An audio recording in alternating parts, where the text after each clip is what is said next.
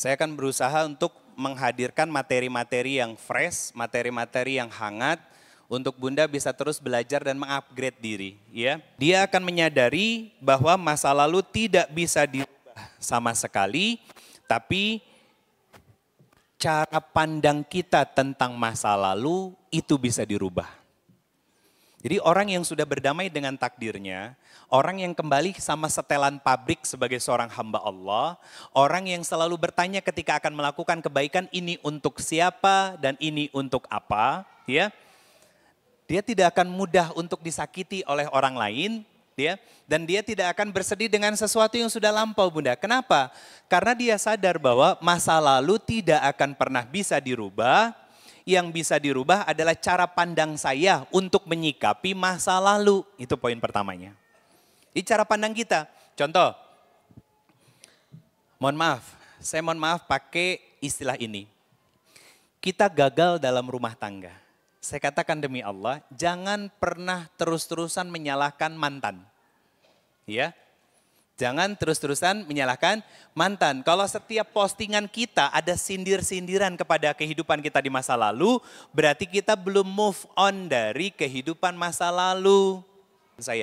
Kenapa ada orang-orang yang ngerti ilmu agama tapi masih bermaksiat? Ketemu di sini kok. Kejawab di sini. Nah, makanya saya selalu nyampein pesan begini, kalau ada orang yang salah, jangan pernah membenci orangnya tapi benci sifatnya. Kenapa sifatnya harus dibenci? Karena saat beliau beramal soleh, pikirannya lagi sedang tidak khusyuk. Akhirnya apa? Amal solehnya tidak bergizi bagi kolbunya. Akhirnya apa? Ada yang salah dari sikap dan perilakunya. Nah, itu kegambar kan? Nah, itu juga sama diri kita. Bunda hari ini ngaji, ya kan? Jangan sampai di rumah mendadak jadi ustazah. Tekenging. Mau sama anak, mau sama suami misalkan gitu, jangan. Kalau ngajinya benar niatnya lillahi ta'ala, ya kan? Dan kemudian kita datang di sini juga mencatat, menyimak, ya kan? Nggak sibuk dengan gadget dan handphonenya kita gitu kan. Berarti kan niatnya benar, caranya benar, maka akan menjadi makanan yang bergizi buat hati. Saya katakan demi Allah, pulang ke rumah minimal 30-50% ada yang ngebekas dan nyisa. Lapuk, tahu Al-Quran lapuk Bunda? Yang sudah rusak dimakan rayap dan lain sebagainya. Apa pelajarannya? Al-Quran lapuk itu mau dibaca, tidak terbaca, mau dibuang, berdosa. Itu orang tua. Dibaca ya, pasti serba salah kita. Ngomong begini salah, ya, bersikap begini salah, ya kan? Kenapa? Karena orang tua itu identik dengan perasa ketika usianya sudah panjang. Mau dibuang, ya nggak boleh, durhaka kita jelas dosa. Makanya ada pepatah dari Melayu, orang tua yang sudah semakin sepuh itu seperti Al-Quran yang sudah lapuk.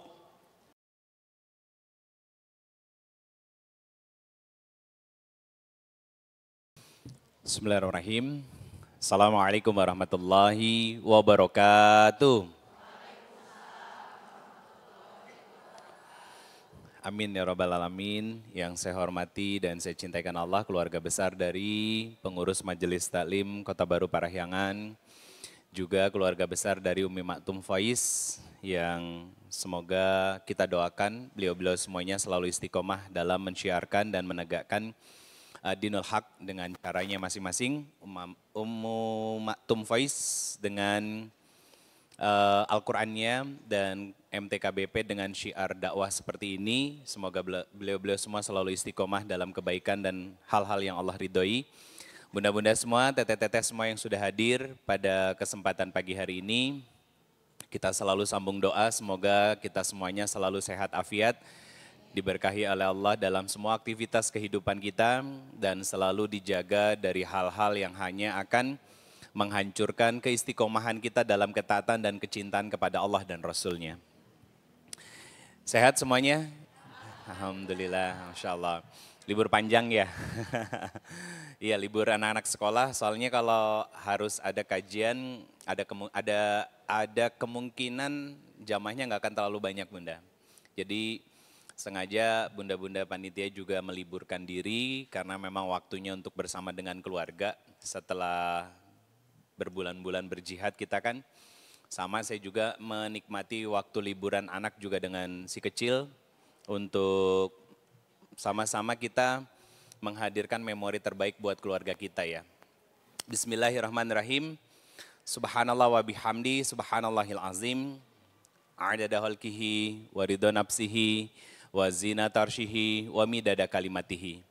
Asyhadu an la ilaha illallah wa asyhadu anna Muhammadar Rasulullah. Allahumma shalli ala Sayyidina Muhammad. Assalamualaikum ya Rasulullah sallallahu alaihi wasallam. Wa ala alihi wa ashabihi wa man tabi'ahum bi ihsan ila yaumiddin. Rabbi a'udzubika min hamazati syayatin wa a'udzubika rabbi ayahdurun. Subhanaka la ilma lana illa ma 'allamtana innaka antal alimul hakim. Shadaqallahul azim wa sadaqa Rasulullah sallallahu alaihi wasallam. Alhamdulillah, puji syukur kehadirat Allah Subhanahu wa taala.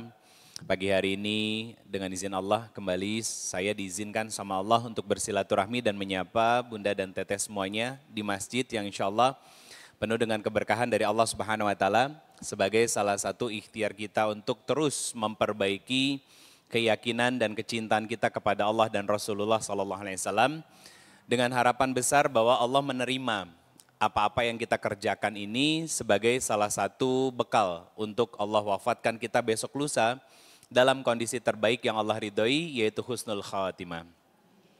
Salat dan salam terlimpah curah kepada Rasulullah Muhammad sallallahu alaihi wasallam, sosok yang sangat luar biasa menginginkan keselamatan bagi kita semuanya. Semoga kerinduan dari Nabi dan sempurnanya cinta Nabi dapat berbalaskan pula dengan sempurnanya ikhtiar kita untuk taat dan patuh dengan segala sesuatu yang disyariatkan oleh Rasulullah sallallahu alaihi wasallam. Bunda semua yang dirahmati Allah Subhanahu wa taala, temanya tentang berdamai dengan takdirnya Allah Subhanahu wa taala. Pertanyaannya sederhana begini, kenapa kita harus berdamai dengan setiap takdirnya Allah Subhanahu wa taala? Pertanyaannya kenapa kita harus berdamai dengan setiap takdirnya Allah Subhanahu wa taala? Jawabannya sederhana sebetulnya, karena setiap takdir Allah itu selalu baik, selalu benar dan tidak akan pernah salah. Walaupun datang ke kita, keterimanya luka, kecewa, trauma, sakit hati, dan gak selalu dengan kebahagiaan. Itu kaidah dasarnya dulu. Orang-orang yang sedang belajar untuk berdamai dengan takdirnya Allah, salah satu ciri yang paling menonjol itu Bunda, itu berubah cara pandangnya terhadap apa yang sudah terjadi. Jadi gak akan lagi neteli muncul kurang nama gitu ya. Ada istilah dalam bahasa Inggris yang disebut dengan istilah mindfulness. Ketenangan, ketentraman di dalam jiwa kita. Nah itu didapat karena kita belajar untuk menerima bahwa setiap takdir Allah itu baik. Kenapa setiap takdir Allah itu baik? Bu, saya mohon izin Bunda. Tolong sebutin sifat Allah yang tidak karena atau atas dasar kasih sayang Allah. Sifat Allah yang bukan atas dasar kasih sayang Allah. Allah punya nama Allah yang maha memuliakan, Allah yang maha menghinakan. Maka sifat yang atas dasar tidak kasih sayang Allah adalah tidak ada. Dihinakannya kita oleh Allah itu bentuk kasih sayang Allah Bunda. Kenapa? Kalau dihina ini di bumi itu sebagai bentuk teguran buat kita. Tapi kalau sudah dihinakannya di akhirat itu bentuk celakanya kita karena nggak mau taat kepada Allah dan Rasulnya. Allah nggak punya sebetulnya. Karena sifat-sifat yang lain, contoh sifat yang 20 dari wujud, qidam, baqa dan seterusnya ya. Itu sifat-sifat wajib bagi Nabi dan sifat-sifat wajib bagi Allah dan Allah punya nama-nama dari Asmaul Husna. Bunda, dari Asmaul Husna itu Allah membuka dan menutupnya dengan nama kasih sayang kan? Kenapa namanya yang diawali adalah Ar-Rahman? Arti Ar-Rahman apa? Maha pengasih. Apa yang dikasih sama Allah dan siapa yang dikasih sama Allah? Semua makhluk Bunda. Sebentar, saya izin ngegeser ini dulu, biar deket.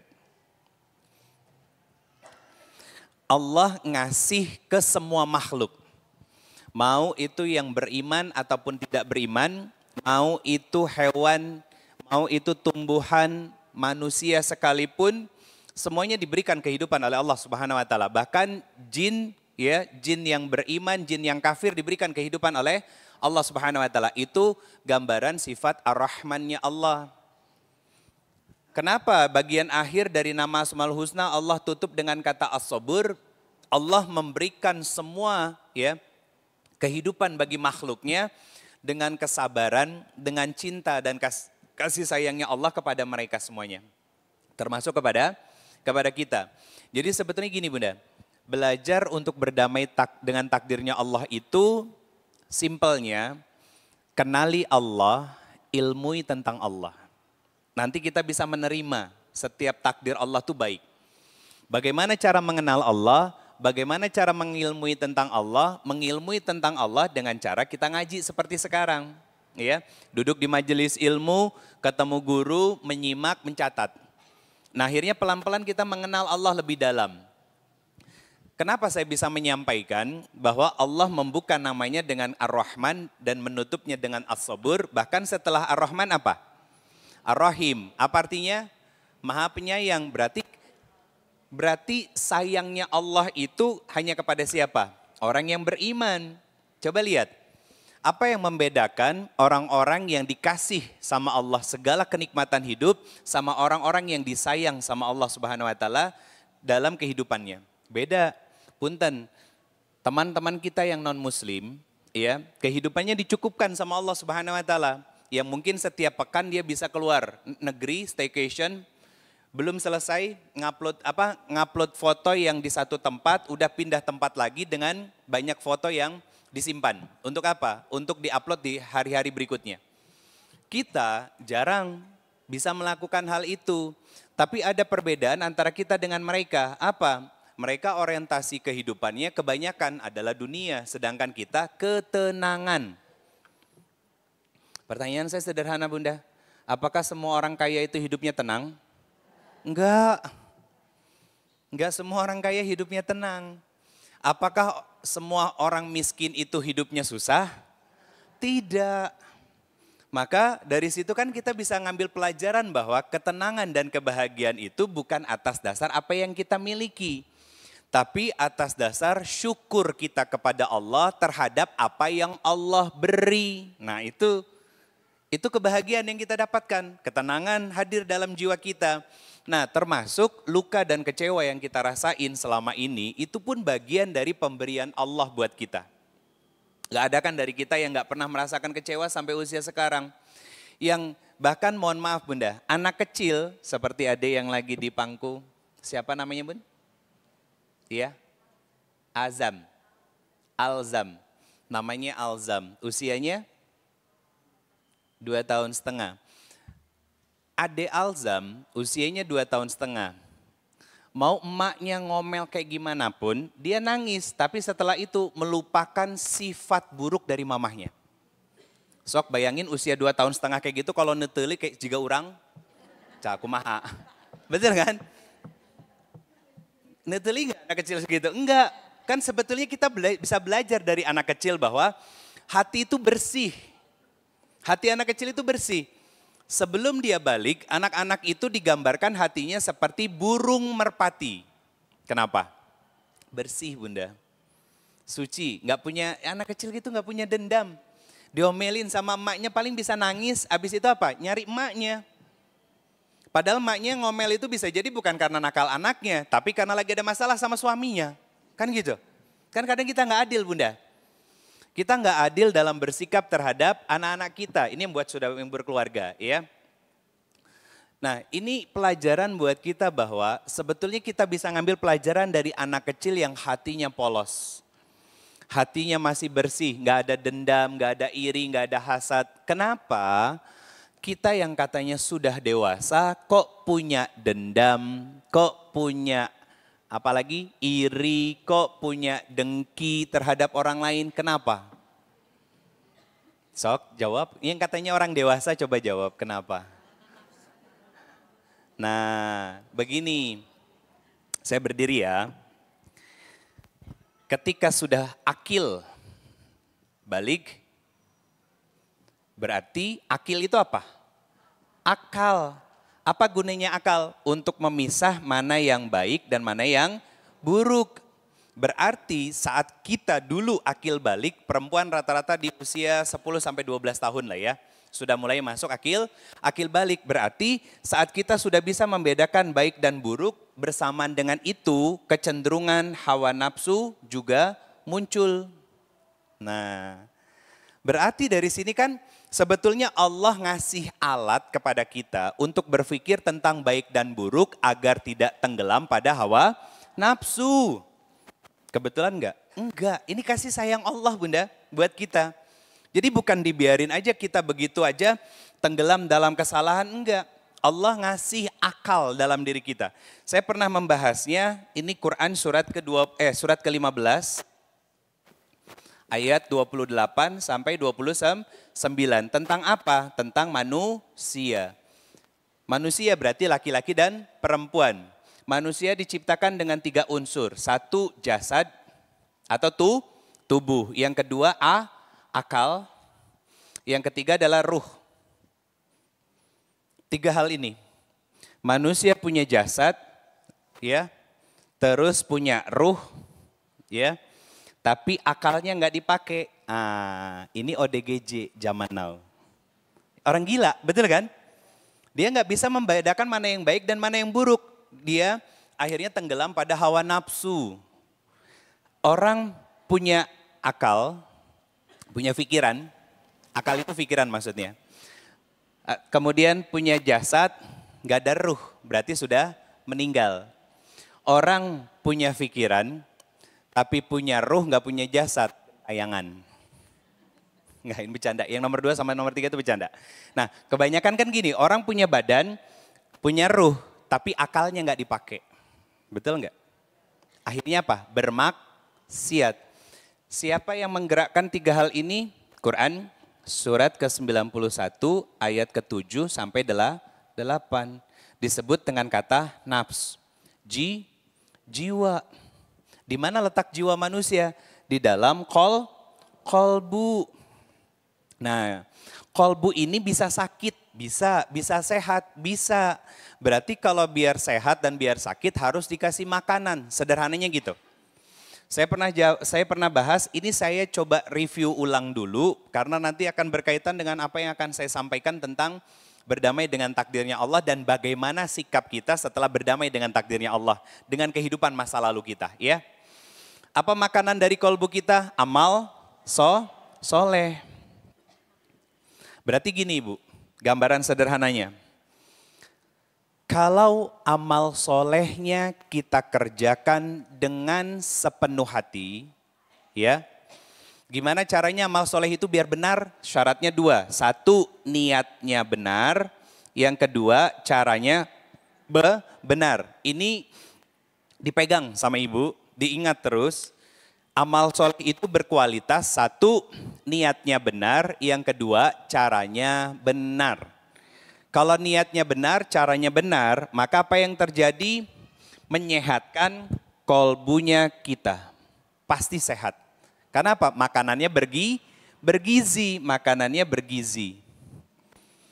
Akhirnya apa? Kalau kolbunya sehat, apa kata Nabi? Maka jasadnya pun akan sehat. Bukan jasad sehat, badan yang sehat, bukan. Tapi jasad di sini mewakili apa? Sikap, perilaku, dan ucapannya kita. Itu jasad, bagian dari jasad. Sikap kita berarti perbuatan, ya. Kemudian perilaku kita juga, sikap kita itu lebih kepada normatif, ya. Kalau perilaku itu lebih ke perbuatan, ucapan lisan. Nah, kalau amal solehnya benar, maka kolbunya sehat, sikap, ucapan, dan perilakunya pasti baik. Tapi kalau amal solehnya ya cuman sebatas melepas kewajiban aja, apa maksudnya? Niatnya cacat, kemudian caranya cuman ngikut-ngikutin. Coba jujur sekarang Bunda, jujur ya. Sholat kita cuman ngikut-ngikutin atau benar-benar belajar sehingga paham. Saya ulangi gini, Sholat yang kita lakukan dari balik sampai sekarang cuman ngikut-ngikutin atau sholat yang kita kerjakan dengan benar? Ayo jujur. Ayo jujur. Sampai saya hijrah 2010 dulu, Bun, itu saya mengakui ke belakangnya saya sholat cuman ngikut-ngikutin.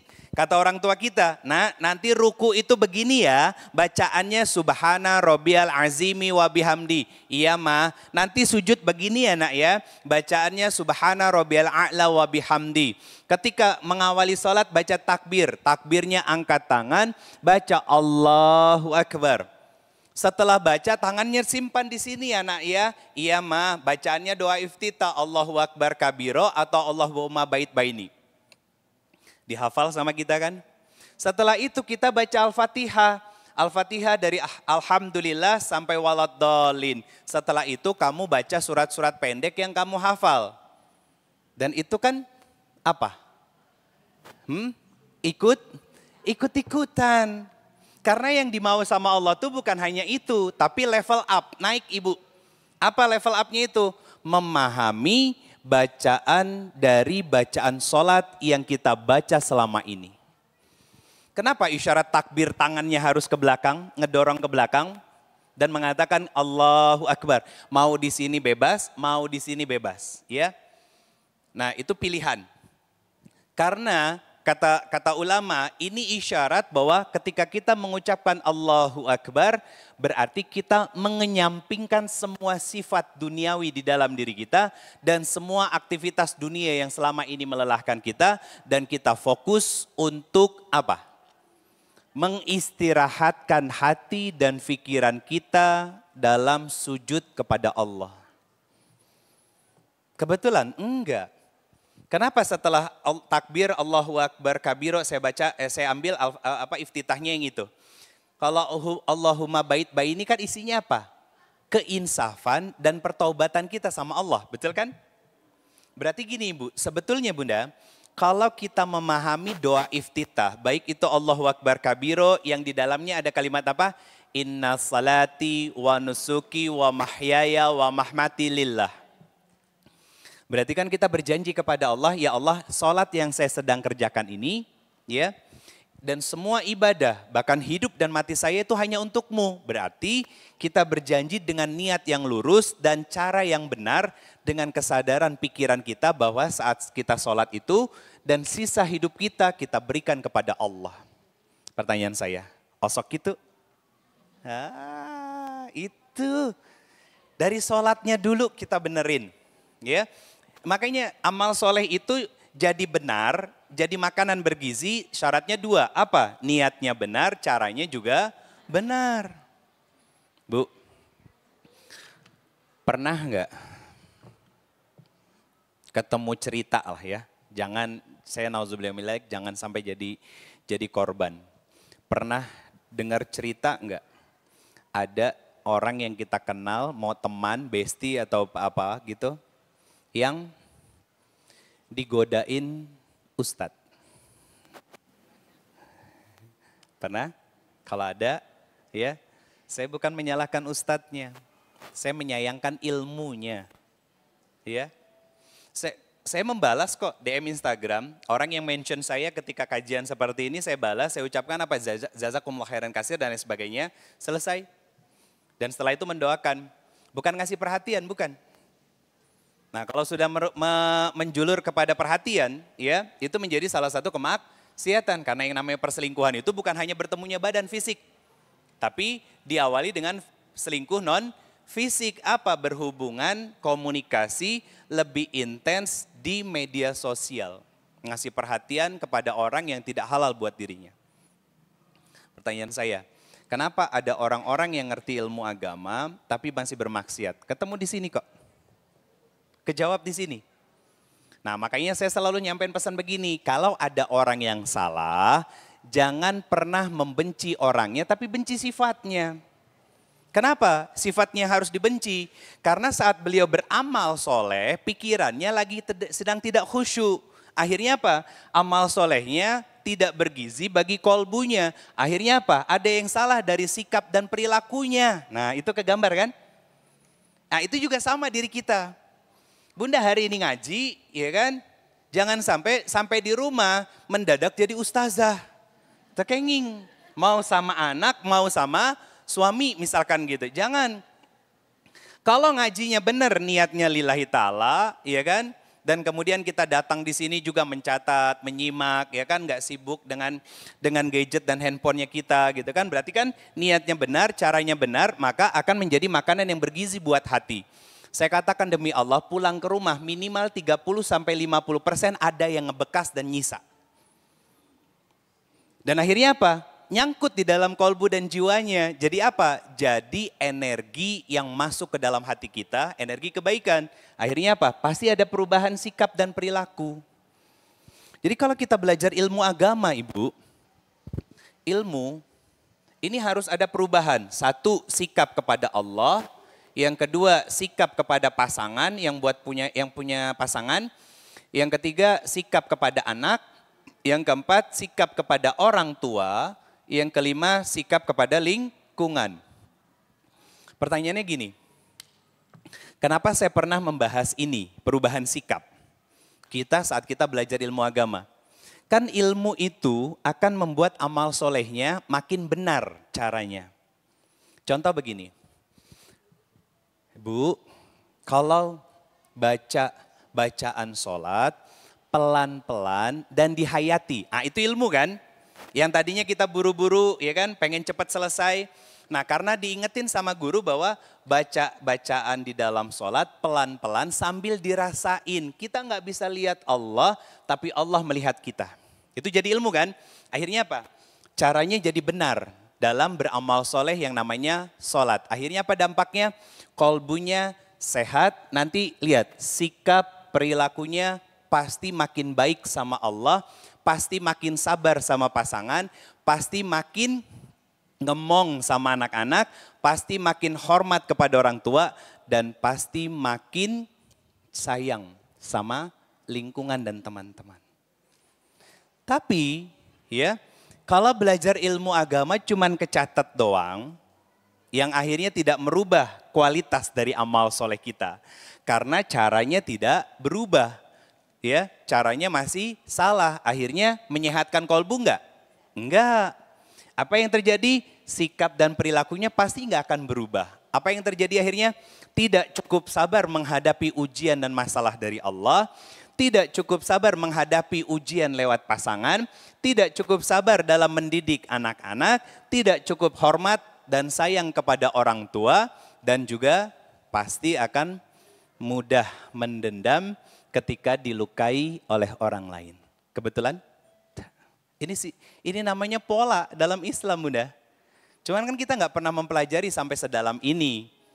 Kita cuman disampaikan, ya memang nggak salah sih. Cuman sering dapat nyanyian Nina Bobo yang sabar. Saya nggak pernah, Bunda. Selama duduk di sini, saya 3 tahun. Yang bertanya dari Bunda, saya bilang, ya Bunda yang sabar. Nggak pernah. Seingat saya itu saya nggak pernah. Selama 10 tahun saya berdakwah, ada yang tanya, Ustadz suami saya begini-begini, Ustadz saya sedang disakiti, bisnis kami ditipu orang. Saya nggak pernah bilang, Bunda sing sabar. Kenapa saya nggak pernah bilang begitu? Karena sudah sabar. Yang saya jelaskan itu adalah kenapa suaminya jadi ujian dan bagaimana sikap kita saat menghadapi ujian dari orang lain. Itu yang saya jelaskan. Kenapa? Kenapa 2 hal itu yang saya jelaskan, Bunda? Kenapa saya jelaskan tentang kenapa seseorang itu menyakiti kita. Dan kenapa kita harus bersabar-sabar dalam menghadapi orang lain. Itu yang saya jelaskan untuk menguatkan kita sebagai hamba Allah. Punten, saya mau tanya. Ini kan para ummahat semuanya. Sebelum kita jadi istri dan jadi ibu, siapa kita?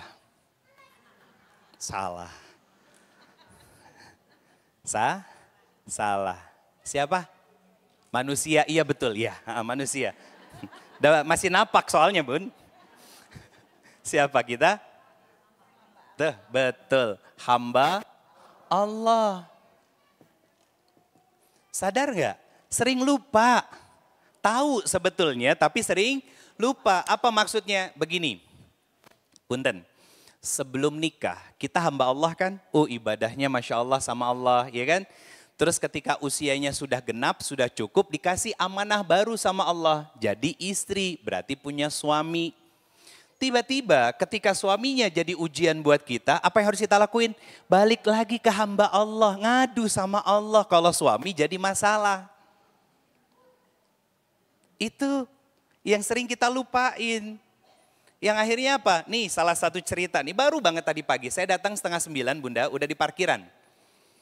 8:30 saya ngebalesin komentar di Instagram. Kata beliau begini, Ustadz, suami saya jelalatan di depan saya sendiri. Tuh, Masya Allah kan?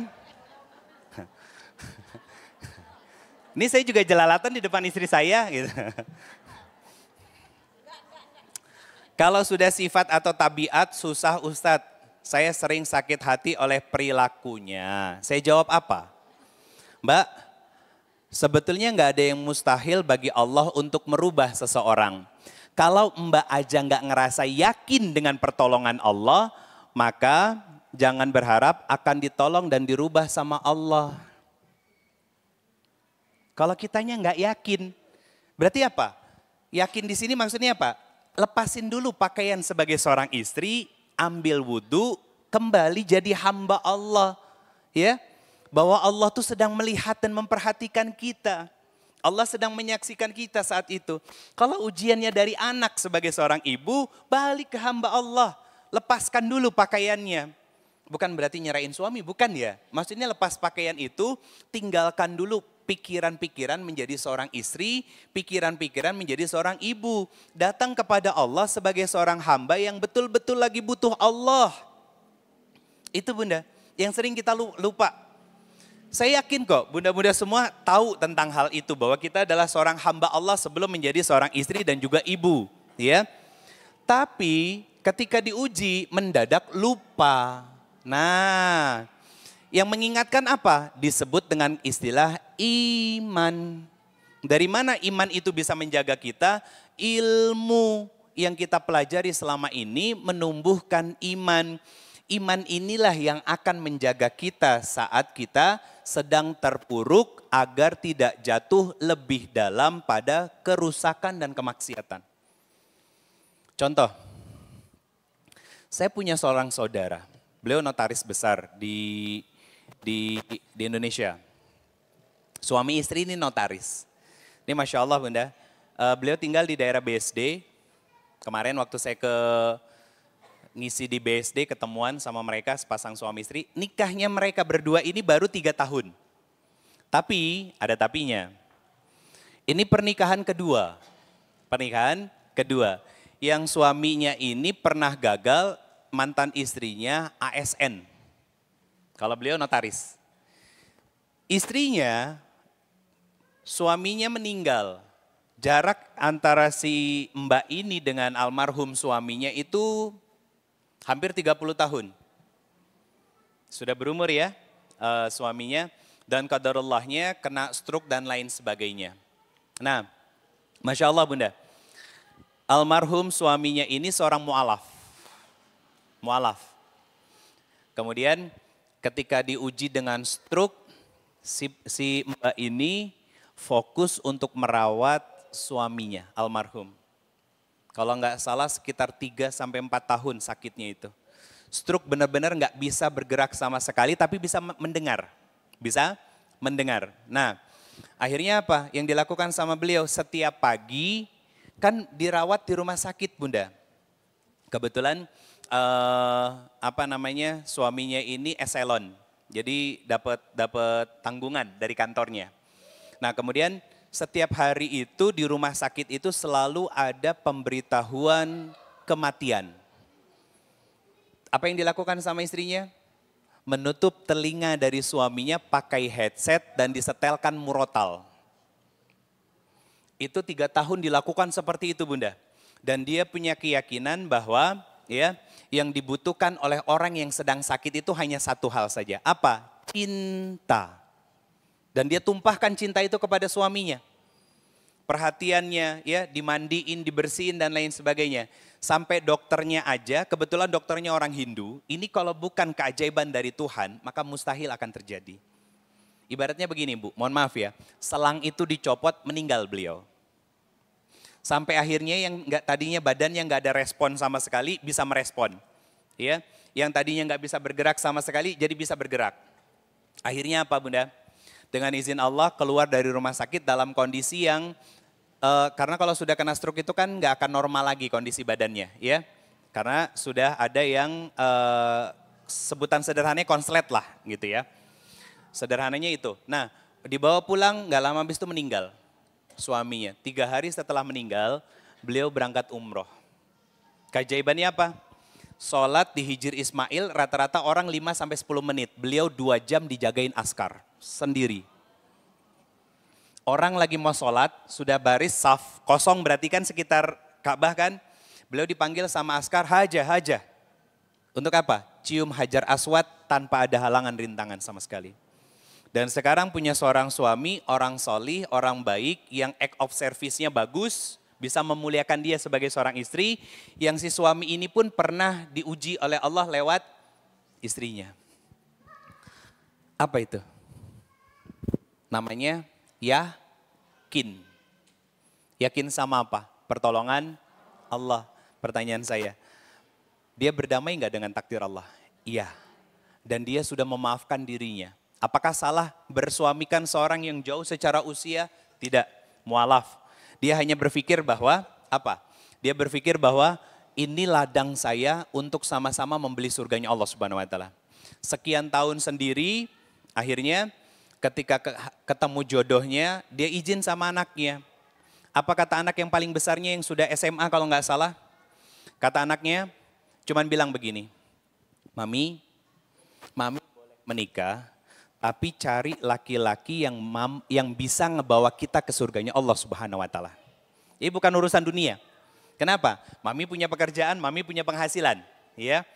Anaknya cuma bilang cari laki-laki yang bisa ngebawa kita masuk ke dalam surganya Allah Subhanahu wa Ta'ala, kata anaknya. Dan suaminya orang salih. Orang salih. Saya ngelihat betul suaminya ini sabar, act of service-nya juga bagus untuk memuliakan dan membahagiakan si Mbak ini. Dia jadi saudara saya, padahal baru ketemu 2 kali. Pertemuan pertama, saya ngisi di sekolah anaknya. Ya, kemudian ini suami istri, satu-satunya laki-laki yang hadir di kajian saat itu cuma beliau. Selebihnya ibu-ibu. Saya nggak notice Bunda awalnya. Saya pikir beliau ini bagian dari sekolah, ternyata memang jamaah yang merupakan orang tua dari salah satu siswa yang sekolah di situ. Nyamperin saya, kenalan. Saya ngelihat orangnya orang baik, saya kasih nomor pribadi saya, WA-an, saya bilang begini, Pak, mulai hari ini kita bersaudara di dunia, insya Allah bertetangga di surganya Allah Subhanahu wa Ta'ala. Ternyata kalimat tulus yang saya sampaikan tentang persaudaraan itu diceritakan sama istrinya dan dia baru bilang, baru pertama kali ada orang yang mengatakan kita saudaraan di dunia, bertetanggaan di surganya Allah Subhanahu wa Ta'ala, dan itu saya. Nah, akhirnya jadi saudara sekarang Bunda. Nah, yang mau saya highlight adalah keyakinan dalam diri kita sebagai seorang hamba Allah Bunda. Ini penting. Kalau kita mau sembuh dari trauma, sembuh dari sakit hati, sembuh dari kecewa kita, nggak mendendam sama orang, harus punya keyakinan bahwa kita selamanya hamba Allah. Kan Allah yang mengatakan, Qur'annya surat apa? 51 ayat 56. Surat apa? Az-Zariyat. Apa kata Allah? Wa ma khalaqtul jinna wal insa illa liya'budun.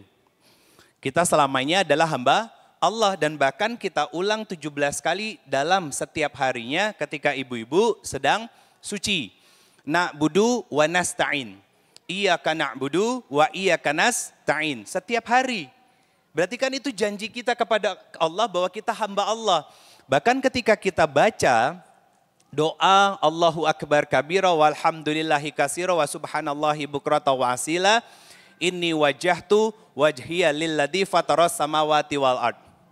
Kan kita sebutin inna salati wa nusuki wa mahyaya wa mahmati lillah. Itu kan kalau dirasain pakai hati Ibu, itu Masya Allah. Bikin hati kita tuh bergetar dan sadar bahwa kita hanya seorang hamba Allah. Nah kalau sudah punya kesadaran mindset seperti ini, maka saya akan menyebutkan tentang apa? Tentang hal-hal yang membuat kita kecewa dan sakit hati. Siap? Oke, lanjut ya. Yang pertama, saya sebutkan dua hal. Yang pertama, sebab-sebab kita sakit hati. Yang kedua, dampak dari sakit hati. Dan yang ketiga, ciri ketika kita sudah bisa berdamai dengan takdirnya Allah. Saya akan berusaha untuk menghadirkan materi-materi yang fresh, materi-materi yang hangat, untuk Bunda bisa terus belajar dan mengupgrade diri. Ya. Yang pertama, kita sakit hati karena pengkhianatan dari orang lain. Apa contoh paling konkret? Nih, ada contoh nih ya. Saya izin bacain komentar lagi ya Bun ya.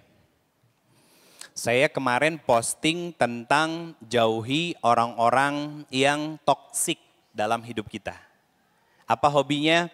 Pengen menang sendiri, manipulatif, playing victim, gak mau diingatin, maunya nyalahin orang, sulit introspeksi diri dan lain sebagainya. Nah, ada yang komentar begini Bunda. Ustadz, kalau itu emak saya sendiri bagaimana tuh Ustadz? Coba Bun, yang masih punya orang tua, tolong bantu saya jawab. Gimana jawaban yang paling tepat? Susah kan?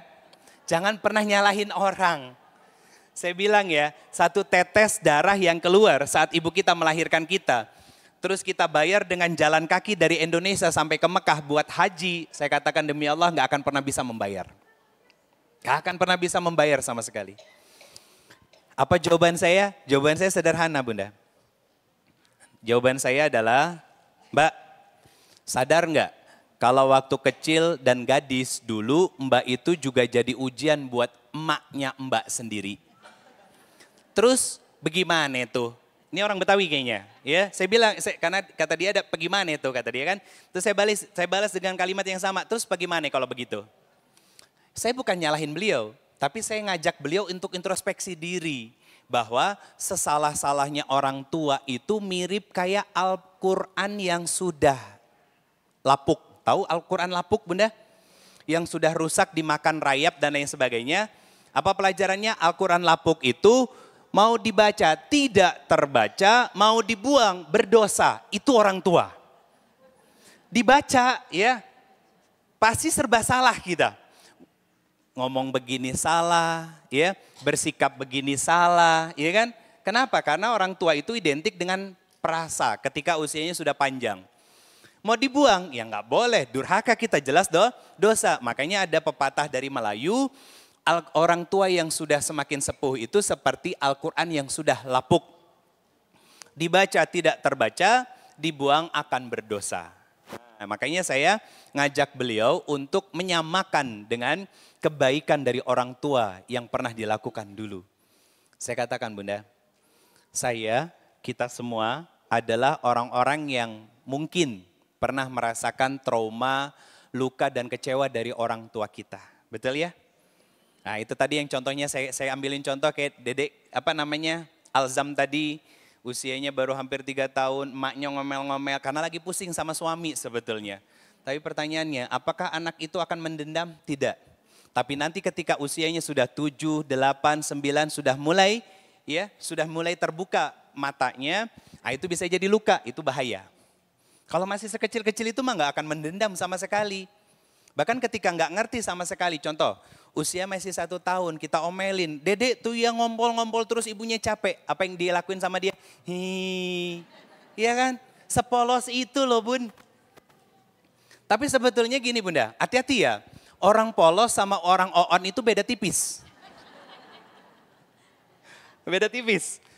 Orang polos itu dia nggak punya tendensi dan nggak punya tujuan apapun ketika melakukan sesuatu. Kayak anak kecil tadi, dia punya tujuan apa? Nggak ada, karena dia belum ngerti. Makanya senangnya orang polos itu apa? Berbuat baik dan biasanya dimanfaatin kebaikannya. Nah itu orang polos. Nah kalau orang on, dia senang berbuat baik, dimanfaatin sama orang, malah bukannya berhenti, tapi malah terus jalan dengan orang-orang yang memanfaatkan dia. Itu baru double O-N. Double O-N. Ustadz gimana kalau yang memanfaatkan itu suami sendiri, berarti saya O-On dong. Bunda, kalau dalam ikatan pernikahan itu beda, ya beda. Beda dengan ikatan pertemanan beda, sangat beda. Jadi gini, kalau ikatan pertemanan kita selesai, artinya gini, kita jaga jarak boleh. Tapi kalau dalam pernikahan dan ikatan keluarga berarti dengan orang tua dan dengan saudara-saudara kita yang kandung itu berbeda. Karena apa? Di dalamnya ada ikatan yang membuat kita harus menjaga hak dan kewajiban masing-masing. Satu itu. Kedua, misalkan contoh dengan orang tua, mau seperti apapun orang tua kita, tanpa mereka kita nggak akan pernah bisa lahir ke bumi ini. Betul kan? Yang ketiga, dengan pasangan. Kenapa suami menjadi ujian buat kita? Coba cek diri kita. Suka jadi ujian juga kan buat suami? Satu. Yang kedua, suami kita belum soleh, bisa jadi menurut Allah kita pun belum solehah. Sederhana Bunda. Ya Ustadz jadi nyalahin kita para istri? Tidak, sama sekali enggak. Tapi ngajak introspeksi diri Bunda. Gini Bunda, salah satu sifat perempuan di dalam Al-Quran disebut dengan kata mar'ah. Istilah lain dari kata mar'ah adalah cermin. Nah, apa bentuk konkretnya? Perempuan itu baru turun dari mobil ya, yang dilihat kaca pantulan. Betul? Sudah sampai di sini, celek gitu kan, buka tas, lihat handphone, munculin kamera depan, ngebenerin jilbab. Kalau enggak, ngeluarin cermin ajaib yang bulat dan itu kecil. Atau yang kotak gitu ya. Nah, itu perempuan. Nah maksud saya begini, yuk sama-sama pinter-pinter juga bercermin sama diri sendiri. Sudah sebaik apa sebagai seorang hamba di hadapan Allah itu. Dan betul Bunda, kebanyakan perempuan itu akan memantulkan sifat dan karakter asli dari suaminya. Karena dia cermin. Kalau kebanyakan perempuan ya, kalau suaminya buruk pasti perilaku istrinya juga akan buruk. Kalau suaminya baik pasti seorang istri ini akan mampu bersikap baik kepada suaminya. Nah itu secara standar umumnya begitu. Tapi ada pengecualian di beberapa wanita-wanita istimewa yang jaminannya surga. Ya, nggak semuanya harus seperti itu. Berarti gini Bunda, mau kita jadi wanita seperti kebanyakan orang atau menjadi wanita yang istimewa, itu pilihannya masing-masing. Kan pelajarannya sudah ada. Oke, saya lanjut ya. Sebab kita sakit hati, yang pertama adalah pengkhianatan. Yang kedua, kata-kata kasar atau hinaan dari orang lain. Betul kan? Nanti saya simpulkan, ini ada 4 poin. Nanti saya simpulkan dengan satu kalimat kenapa kita terluka dan sakit hati. Ya.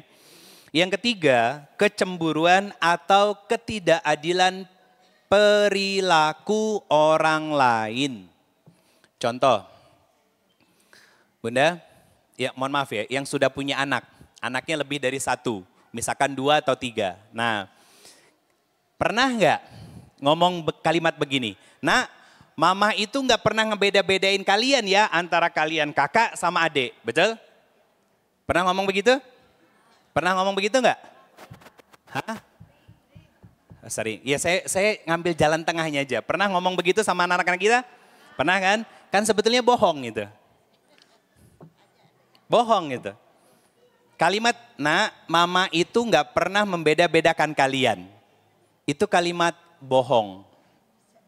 Beneran? Karena yang namanya orang tua itu selalu ada kecenderungan kepada salah satu anaknya. Nah, sekarang saya mau tanya lagi. Kalau lagi ngomel sama anak, tahu ya, nah asal tahu ya, teteh, kakak, mama ngomel ini karena sayang sama kalian. Betul? Bohong. Kenapa ada seorang ibu yang seperti itu kalimatnya? Kan dia dapat pendidikan dari emaknya juga dulu begitu. Neneknya anak-anak kita, iya kan?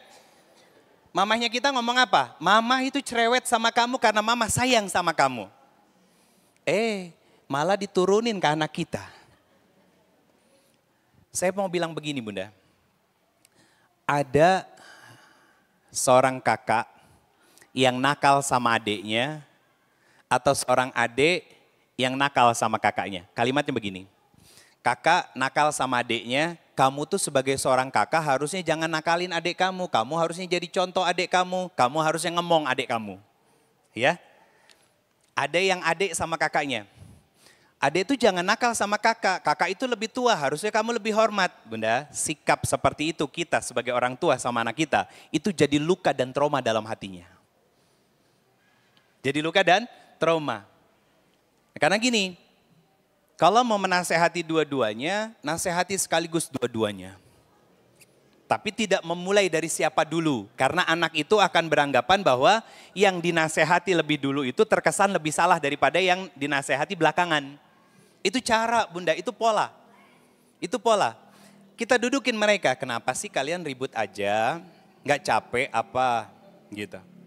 Sebagai kakak beradik itu lebih banyak kalian itu harusnya akur. Kenapa? Besok lusa kalau mama sama papa udah nggak ada, kalian itu yang akan saling menjaga dan melindungi satu sama lain. Dan kamal soleh, kebaikan yang kalian lakukan jadi cahaya di dalam kubur mama sama papa nantinya. Saya mau tanya, anak yang dikasih nasihat seperti itu akan berubah jadi lebih baik lagi? Kemungkinan besar iya. Ada cemburu di dalam diri mereka? Tidak sama sekali. Kalau betul kakaknya salah, selesai ngomong secara berdua gitu, masuk ke dalam kamar masing-masing, datang ke kamar kakaknya. Kakak kan kakak ya. Harusnya bisa ngerangkul adik, harusnya bisa jadi bukan cuma ngusilin adik sampai adik nangis, bukan. Tapi ngejaga adik karena besok lusa mama nggak ada, kakak yang bakal ngejagain adik-adik. Selesai, masuk ke kamar adiknya. Jadi dengan caranya masing-masing Bunda. Dan itu yang disampaikan sama Imam Syafi'i, jangan pernah menasehati orang lain di depan khalayak. Berarti kan khalayak itu lebih dari satu kan. Nah kalau kita ngobrol sama adik yang salah sama kakak di depan kakaknya merasa dipang menangkan. Besar hati dia nantinya. Akhirnya apa? Berbuat semena-mena. Nah itu Bunda, itu pola orang tua kita dulu, jangan di copy paste sama kita sekarang. Yang akhirnya apa? Timpang sikap kita sama anak-anak kita. Termasuk sama saudara-saudara kita, mau adik ataupun kakak. Kan kita sudah ngaji, berarti punya kebijaksanaan dan kelapangan hati yang jauh lebih luas. Yang keempat, kita sakit hati karena kecewa dengan ekspektasi yang tidak terpenuhi. 4. 1, saya ulangi, kita kecewa karena pengkhianatan dari orang lain. Yang kedua, karena kata-kata kasar dari orang lain. Yang ketiga, karena ketidakadilan dalam perlakuan dari orang lain. Yang keempat, karena kecewa dengan harapan yang tidak sesuai dengan ekspektasi. Secara sederhana Bunda, 4 hal tadi saya simpulkan dengan satu kalimat, kita sakit hati, kita kecewa dengan perilaku orang lain kepada kita, itu hadir karena kita tidak bisa terima disakiti oleh orang lain karena kita sudah berbuat baik kepada mereka. Betul? Salah, gak boleh begitu. Kita berbuat baik itu bukan karena kita baik dan bukan karena kita bisa. Tapi karena Allah yang izinkan kita berbuat baik agar menjadi kebaikan untuk kita. Pada pertemuan yang sebelumnya Bunda, ada satu hikmah yang saya sampaikan tentang kenapa Allah berikan ujian dan berbagai macam ujian dalam kehidupan kita. Kita dilukai, kita disakiti, dikecewakan sama orang lain. Salah satunya poinnya apa? Allah ngajarin kepada kita agar kita tidak mengecewakan dan menzolimi orang lain dan tidak menyakiti hati orang lain. Karena ketika kita disakiti, dizolimi dan dikecewakan oleh orang lain, kita nggak nyaman. Betul? Nah itu pelajarannya maksudnya. Nah sekarang yang kedua. Tentang apa? Dampak dari sakit hati dan kecewa yang kita rasain. Pertama, akan berdampak pada keimanan. Akan berdampak pada keimanan. Pertanyaannya, kenapa berdampak pada keimanan? Jawabannya sederhana gini Bunda. Saya kan pernah nanya ya sama Bunda semuanya. Kalau kita lagi sakit hati, kita lagi kecewa, enak makan enggak? Enak tidur? Kalau udah malas makan, malas tidur, biasanya malas ibadah. Betul? Nah itu maksudnya. Turun nggak imannya? Turun. Kalau sudah turun imannya, sudah malas makan, istirahat terganggu, kesehatan menurun. Pasti terganggu. Nah itu kenapa Bunda? Poin keduanya. Dampak dari sakit hati dan kecewa yang kita rasakan selain menurunkan keimanan juga apa? Akhirnya memunculkan penyakit hati. Memunculkan penyakit hati, iri, dengki, hasad, hasud, dan lain sebagainya. Yang ketiga, merusak hubungan sosial. Punten Bunda. Ini berurutan. Imannya melemah, nanti dampaknya akan muncul penyakit hati. Setelah penyakit hatinya muncul, maka akan merusak hubungan sosial. Punten, contoh paling konkret. Tinggal satu komplek, satu blok. Tadinya bestie, selek. Yang harusnya keluar pintu tinggal lurus set lewat depan rumah dia, rela muter karena nggak mau ngelihat rumahnya. Betul? Berarti kan ngerusak sosial. Berpenyakit nggak hatinya? Iya.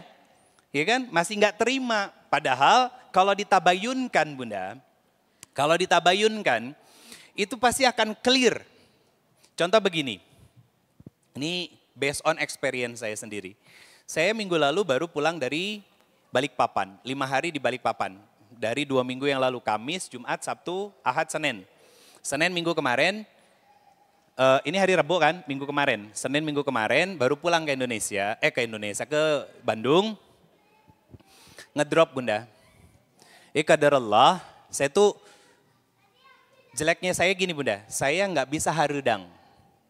Bunda ngelihat saya biasa aja, ini baju daleman saya basah. Ya, basah, walaupun sebetulnya ini sejuk gitu. Tapi saya nggak bisa haredang, sudahlah nggak bisa haredang, gampang keringetan, nggak bisa kena kipas angin kalau saya.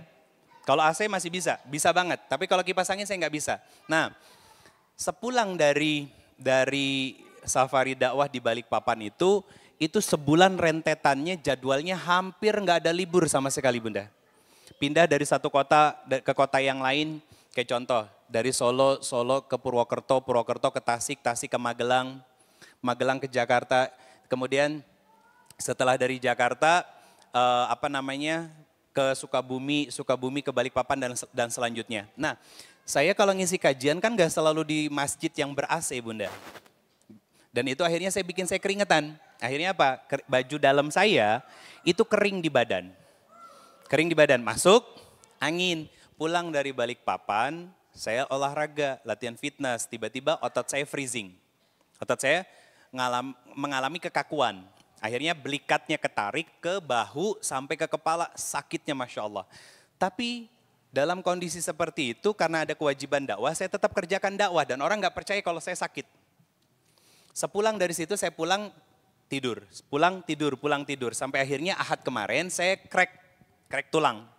Di daerah, di teman-teman saya lah ya. Cicahem naik ke atas dikit. Gitu. Saung Ujo naik ke atas dikit. Itu di crack di situ alhamdulillah. 90% sudah mulai rilis. Sudah mulai enak Bunda. Bukan itu yang masih ceritakan. Itu namanya alurnya. Nah ternyata di tengah-tengah itu teman-teman di Balikpapan minta video testimoni, ucapan terima kasih dan apresiasi buat para donatur yang masih tersimpan di kamera saya yang belum saya sempat kirimkan. 3 orang WA saya, sampai orang yang ketiga ini ada kalimat, saya kecewa sama Ustadz. Ternyata Ustadz itu manusia biasa juga. Ya siapa yang bilang malaikat? Kenapa dia kecewa? Karena WhatsApp-nya belum dibalas-balas, karena memang saya lagi butuh bed rest. Ya kan? Akhirnya pas saya balas begini, saya terima. Bang, kekecewaannya. Prasangka kalian di sana terhadap saya itu jadi prasangka kalian dan jadi dosa kalian. Ya, kan seharusnya nanya dulu, Ustadz gimana kabarnya, gimana kondisinya. Karena tahu selama di sana saya dibekam Bunda dan suara saya itu hampir habis. Kalau nalar, oh berarti Ustadz memang sedang tidak fit, kan gitu. Kalau nalar gitu, ini bukan pembenaran, bukan. Artinya kita begini Bunda, bersikap baik dengan orang lain sebagaimana kita ingin diperlakukan baik. Ternyata nggak semua orang bisa. Nah akhirnya apa? Saya berikan penjelasan kepada beliau gitu kan bahwa saya sepulang dari Balikpapan, saya sakit. Dan saya istirahat, saya butuh istirahat. Sama halnya seperti ketika kita lagi ngobrol di sana, handphone itu selalu saya simpan. Kalau lagi ngobrol dan baru saya buka, saya pegang ketika sudah selesai obrolannya. Saya bilang begitu. Maka ketika saya lagi sakit, saya cuma butuh istirahat. Dan keluar dari dunia saya. Apa? Media sosial dan dakwah saya. Nah akhirnya apa? Ya keluar kalimat kekecewaan dan lain sebagainya. Karena Ustadz itu jadi orang yang saya teladani bersama dengan keluarga dan lain sebagainya. Saya cuma jawab, Bang, saya ngucapin terima kasih atas semua pelayanan selama di sana. Saya terima kekecewaannya. Tapi segala prasangkanya saya kembalikan lagi ke abang, tapi tetap saya terima. Saya cuma mau ngasih tahu, hal yang paling sulit dilakukan oleh kita ketika berinteraksi secara sosial adalah baik sangka. Dan itu hak saudara kita. Maka jangan salahkan siapa-siapa kalau orang sering suuzon sama kita. Jangan-jangan kita luput untuk berbaik sangka kepada orang lain. Dan itu nasihat buat diri saya juga Bunda. Jangan-jangan saya pernah terbesit untuk berburuk sangka kepada orang. Saya istighfari diri saya dan di sisi lain saya jadikan itu sebagai penggugur dosa buat diri saya. Miskomunikasi doang sebetulnya. Yang sebetulnya dari awal-awal saya selalu nyampein, kalau saya slow respon tinggal chat aja ke admin. Selesai. Siapa admin saya? Tuh istri saya. 24 jam sama saya Bunda. Yang lebih fast respon ketika saya harus istirahat. Assalamualaikum teteh Ustadz gimana kabarnya? Soalnya sepulang dari safari dakwah kemarin kok tiba-tiba Ustadz menghilang, gak ada kabar. Itu lebih bijaksana. Betul kan? Nah tapi gak semua orang bisa punya pemikiran yang seperti itu, maka jadi sarana untuk kita introspeksi diri. Jangan sampai kita melakukan hal yang serupa kepada orang lain. Dan saya titip pesan begini Bunda, orang yang sayang sama kita gak perlu kita jelaskan seperti apa, dia akan tetap sayang sama kita. Tapi orang yang membenci kita, mau seberbusa apapun kita menjelaskan, mereka nggak akan percaya tentang apa yang kita jelasin. Itu kaidahnya. Kalimatnya siapa? Sayyidina Ali. Jadi kata Sayyidina Ali, orang yang sayang sama kita, mau dijelasin, mereka akan terima. Akhirnya memperbaiki miskomunikasinya. Ya. Dan bahkan sebetulnya orang yang sayang sama kita nggak butuh itu. Tapi kalau orang sudah ada benih-benih kebencian kepada diri kita, ya, mau dijelaskan seperti apapun, seberbusa apapun, pasti akan denial, tertolak. Nah itu orang-orang yang akhirnya saya muncul ide, gagasan untuk bikin konten menjauhi orang-orang yang toksik. Apakah dari pengalaman itu dan tertuju pada seseorang, dua orang itu? Enggak. Ini pelajaran bahwa dunia dakwah itu Bunda, jangan dikira seperti surga sepenuhnya. Enggak, ujiannya lebih besar. Bahkan Bunda yang sudah ngaji ini, ujiannya jauh lebih besar daripada yang belum ngaji sama sekali. Apa ujian kita? Yang paling besar sebagai seorang yang sudah berdakwah. Berdakwah dalam artian bukan hanya ngomong seperti ini ya, tapi yang sudah belajar ilmu agama. Nih satu kata. Hati. Apa bacanya? Hati. Ini yang jadi ujian paling besar dalam kehidupan kita ketika kita sudah belajar. Ketika kita punya ilmu, ketika kita mulai belajar, mampu nggak mengkondisikan hati kita ini tetap baik kepada siapapun. Sekalipun dia orang yang bermaksiat dan sekalipun dia orang yang pernah salah. Makanya saya titip pesan Bunda, kalau ada orang yang salah, jangan benci orangnya, tapi benci perilakunya. Kenapa? Karena kita pun tidak akan terbebas dari kesalahan dan dosa sebagai seorang hamba.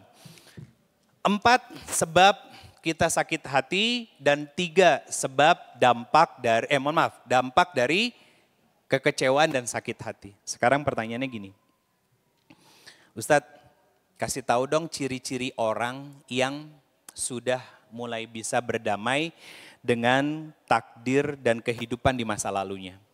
Sebelum saya sampaikan itu Bunda, penting buat kita melakukan satu hal ini. Apa itu?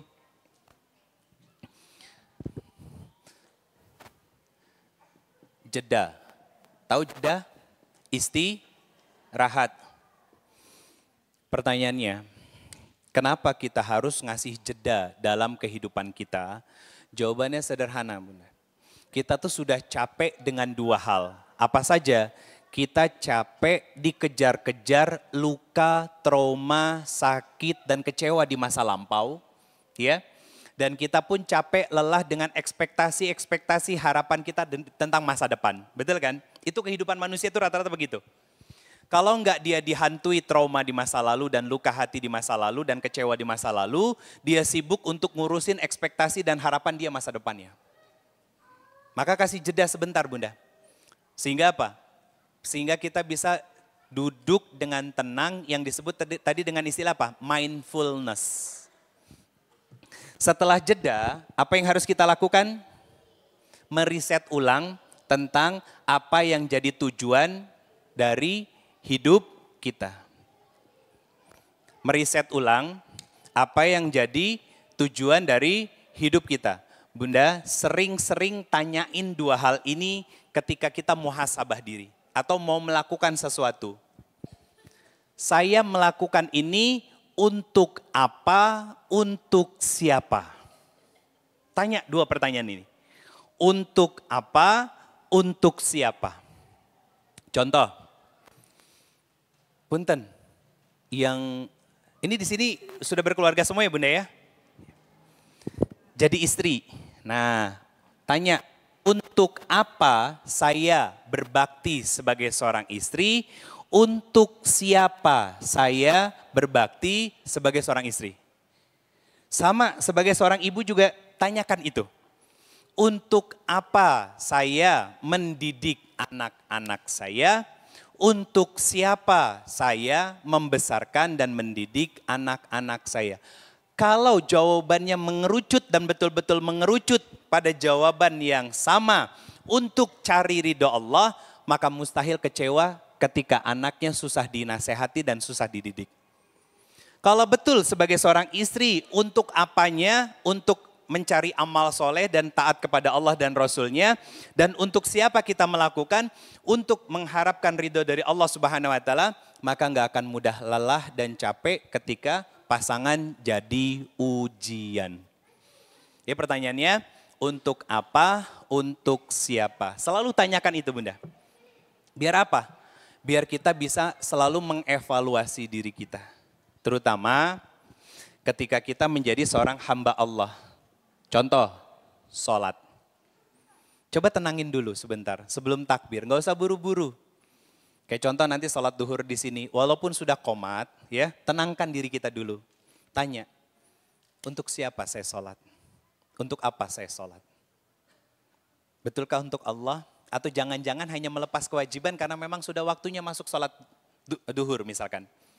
Berpahala, iya, tapi fadilahnya nggak dapat Bunda. Jadi sholatnya nggak merubah diri kita. Karena kita melakukannya tanpa kesadaran bahwa ada fungsi besar dari sholat, yaitu mampu merubah kehidupan kita. Dalam hal ini sikap kepada Allah, pasangan, anak, orang tua, dan lingkungan kita. Pasti berubah. Jadi bukan hanya sekadar ikut-ikutan. Nanti ya di lain kesempatan kita bahas tentang sholat khusyuk ya Bunda ya. Dari takbir sampai salam pelan-pelan, mungkin akan beberapa pertemuan mungkin nanti insya Allah. Gini kita selesaikan dulu materi-materi tentang tazkiyatun nafsnya dulu, baru kita setelah itu masuk ke dalam ibadah inti, ibadah utama namanya sholat. Ya. Nah di sini ini perannya penting Bunda pertanyaannya. Apa? Karena untuk meriset tujuan kita dalam hidup. Jadi biar kita sholatnya itu nggak cuma ikut-ikutan. Kayak Bunda selama ini mohon maaf, tanya pakai jilbab ini untuk apa, untuk siapa? Nanti akan jadi apa? Nanti Bunda berjilbabnya itu bernilai pahala karena kejawab dengan satu jawaban untuk cari ridha Allah. Untuk apa saya berjilbab? Untuk menutupi diri saya dari pandangan-pandangan laki-laki ajnabi yang mereka akan menjadi sumber dosa dan kemaksiatan buat saya.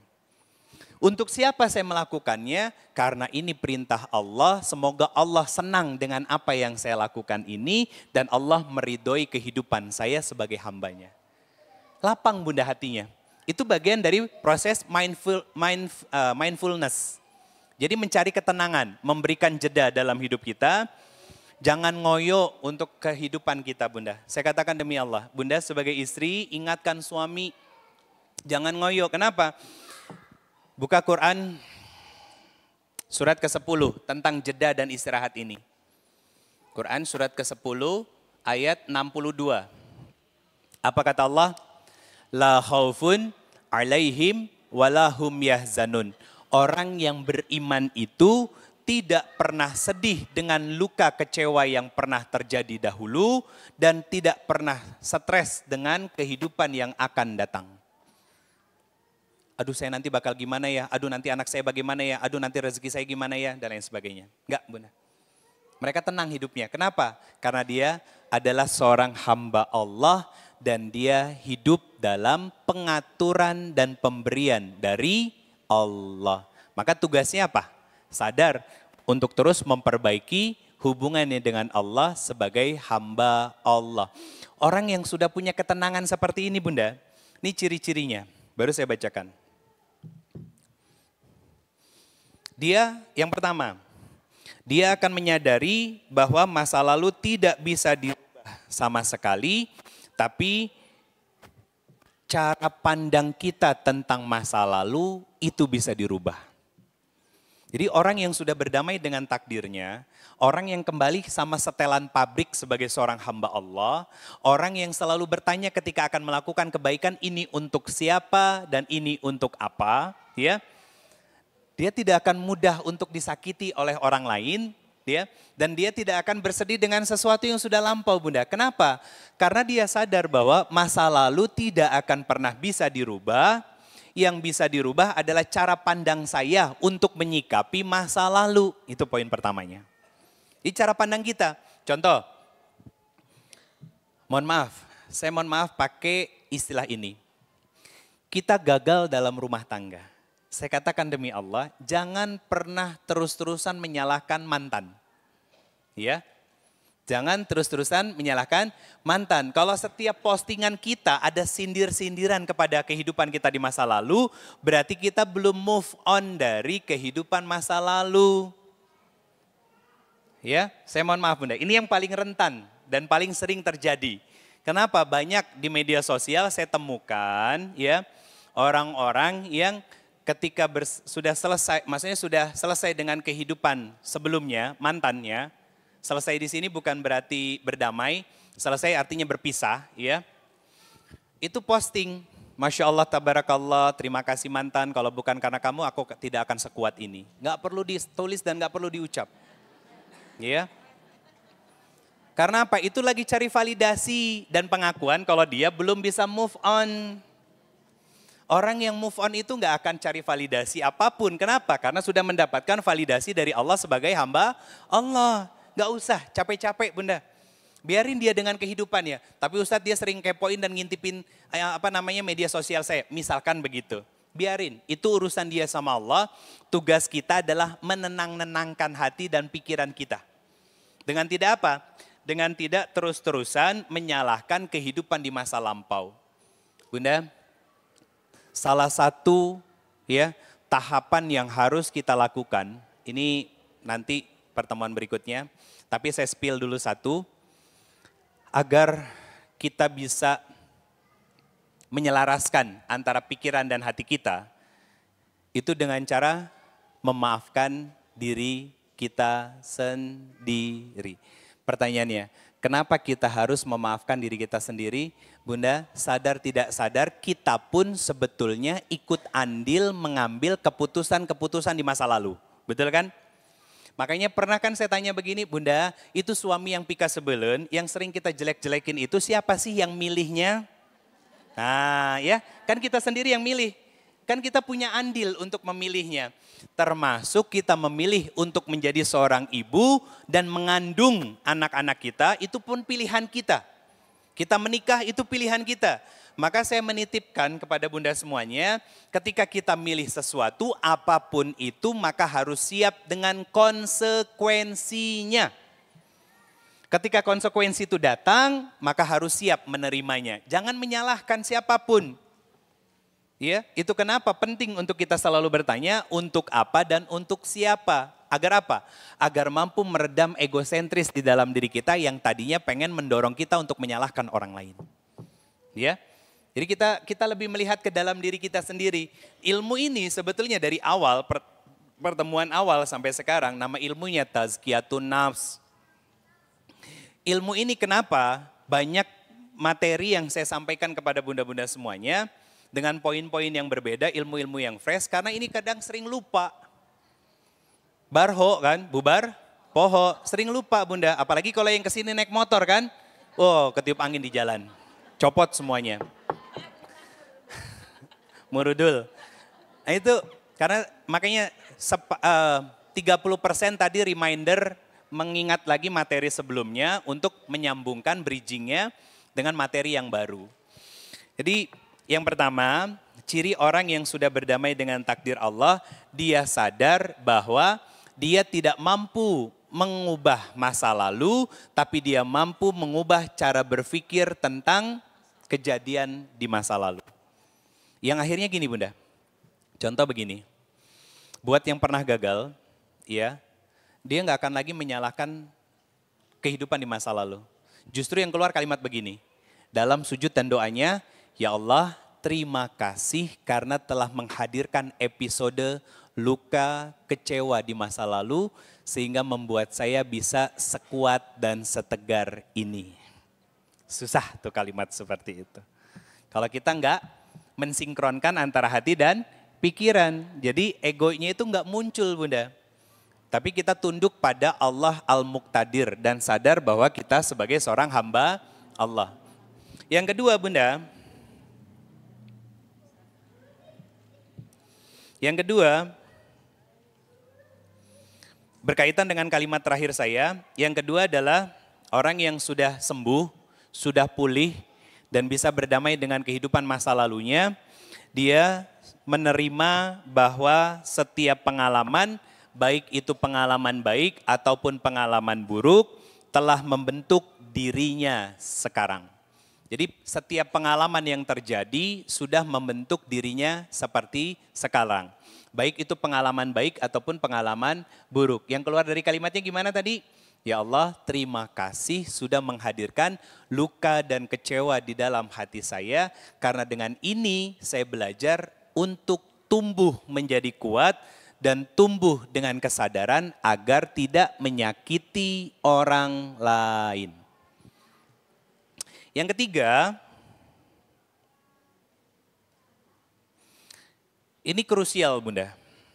Orang yang sudah berdamai dengan takdirnya, tadi saya spill juga, yaitu orang yang sudah dan mampu memaafkan dirinya sendiri.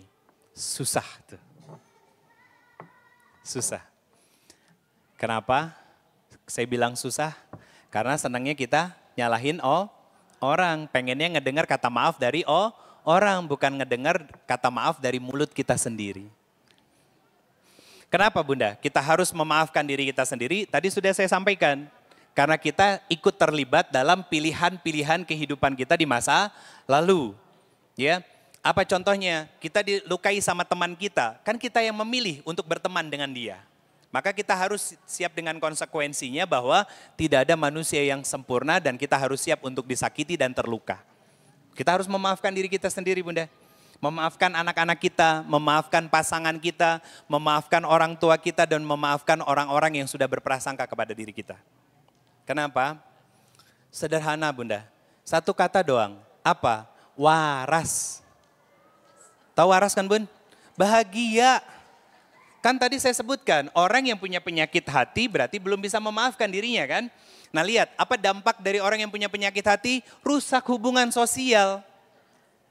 Padahal misalkan gini, kita dengar dari si A. Si A ngomong sama kita, kalau si B teman kita itu ngomongin kita. Padahal itu kan belum tentu valid 100%.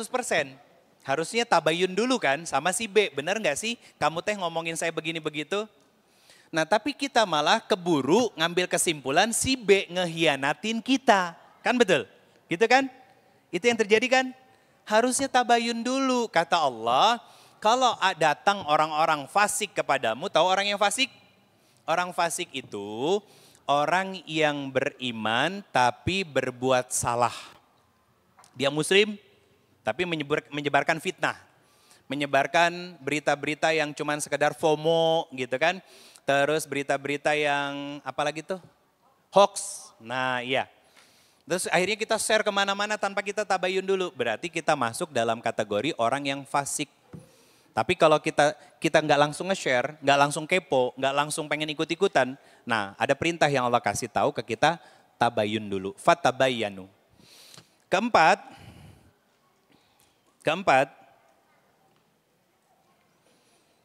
ciri dari orang yang sudah berdamai dengan masa lalunya adalah memahami bahwa rasa sakit dan kecewa yang Allah berikan itu cara Allah untuk membuat kita naik kelas.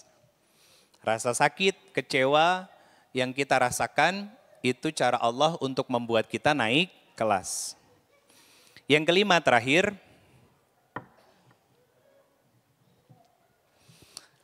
belajar orang yang sudah berdamai dengan masa lalunya, yaitu orang yang belajar untuk melepaskan ekspektasi apapun kepada siapapun. Dilepasin Bunda. Dilepasin. Saya selama nikah tahun ke-15 sekarang sama Teteh, saya nggak punya ekspektasi apapun sama Teteh. Dan saya ngajarin ke Teteh untuk jangan berekspektasi sama saya. Saya cuma manusia biasa. Kalau jamaah rata-rata berekspektasi, pasti bahagia ya, punya suami ustadz, ngerti agama dan lain sebagainya, pret. Ya yang ya? Enggak semuanya Bunda. Saya masih belajar. Saya sama Teteh pun belajar. Bunda, yang masih sendiri ya, saya cuma titip pesan begini. Nanti yang sudah berkeluarga saya sampaikan pesannya juga. Kalau yang masih sendiri, carilah pasangan yang mau sama-sama belajar, bertumbuh jadi lebih baik setiap harinya. Biar apa? Biar nggak saling menyalahkan ketika ada kesalahan. Tapi yang muncul adalah saling mengintrospeksi diri dan kemudian saling mencari solusi untuk terus bertumbuh dalam kebaikan yang Allah ridhoi. Nah itu, jadi kita cari pasangan yang senang untuk bertumbuh dan belajar. Ustadz, kalau ternyata saya punya pasangan yang susah buat diajak bertumbuh dan susah untuk diajak belajar, maka kembali ke kaidah ini. Lepaskan dulu pakaian sebagai seorang istri, fokus sebagai seorang hamba untuk bertumbuh dan belajar menjadi lebih baik lagi setiap harinya. Agar apa? Agar tidak mudah disakiti dan dikecewakan oleh siapapun dan akhirnya kita punya sudut pandang yang jelas. Penglihatan yang jelas bahwa setiap takdir Allah itu baik dan setiap kebaikan yang Allah berikan kepada kita walaupun lewat luka dan kecewa adalah cara Allah untuk menaikkan kelas kita, untuk menggugurkan dosa-dosa kita dan Allah ingin mengajarkan kita agar tidak berbuat hal yang serupa kepada orang lain.